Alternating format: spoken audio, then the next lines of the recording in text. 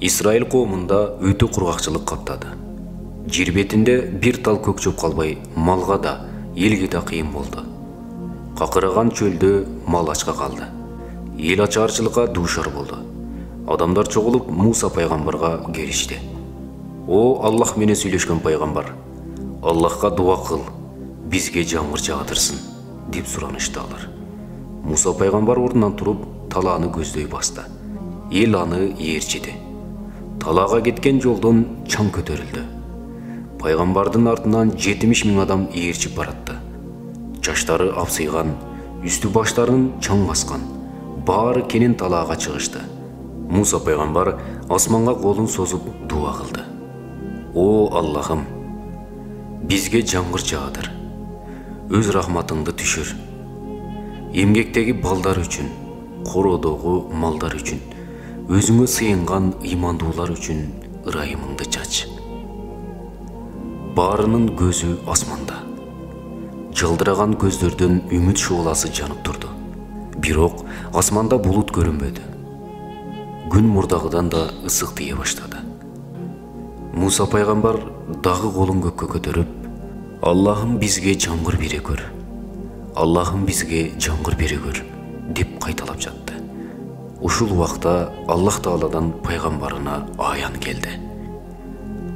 Силердин араңарда 40 жылдан бери мага каршылык кылган күнөөкөр адам бар. Кантип силердин дуаңарды кабыл кылайын?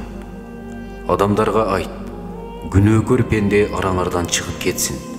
Мен ушул адамдын күнөөсү үчүн силерден жамгырды токтотуп койгом. Муса пайгамбар ачууланып коомуна кайрылды. 40 жылдан бери Аллахка каршы иш кылып, күнөөгө баткан адам арабыздан чыгып кетсин. Болбосо бизге жамгыр жаабайт, деп кыйкырды. Күнөөкөр пенде сөз өзү тууралуу айтылып жатканын сезди. Оң тарабына карады. Эч ким чыккан жок. Сол тарабына карады. Эч ким чыккан жок. Эмне кыларын билбей калды. Өзүнчө ойлонду. Эгер азыр чыксам, эл алдында шерменде болом. Мен үчүн кургакчылык болгонун булар жакшы билишет. Эгер чыкпай койсом, Аллахтын алдында шерменде болом. Жамгыр да берилбейт. Баш катты. Жүрөк кысылды. Көздөн жаш тегеренди. Өзүнчө Аллахка жалбарды. О Аллахым, мен сага 40 жылдан бери душмандык кылдым. Бирок сен менин айыбымды ачпадың. Бүгүн сенин алдыңда күнөөмдү мойнума алып турам. Менин айыбымды ача көрбө. Мен күнөөлөрүмө тооба кылдым. Күнөөкөр сөзүнүн аягына чыга элегеле асманда бир үзүм булут пайда болду. Ал бир заматта чоңоюп, көптөн күткөн жамгырдын алгачкы тамчысы жерге түштү. Дыбыраган тамчылар нөшөрлөгөн жамгырга айланды. Муса пайгамбар Аллахка кайрылды. О Аллахым, бизге жамгыр жаадырдың. Бирок биздин арабыздан күнөөкөр чыгып кетпеди го.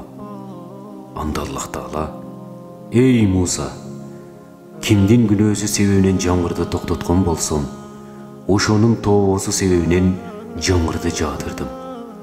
Ал пендем мага тооба кылды. Анда Муса: О Аллахым, мага ошол тооба кылган пендеңди көрсөтчү. Эй Муса, ал мага 40 жыл күнөө кылганда айыбын ачпаган, эми тооба кылганда айыбын ачмак белем. Ооба тууганым, кеч бул электе бүгүн тооба кылыңыз.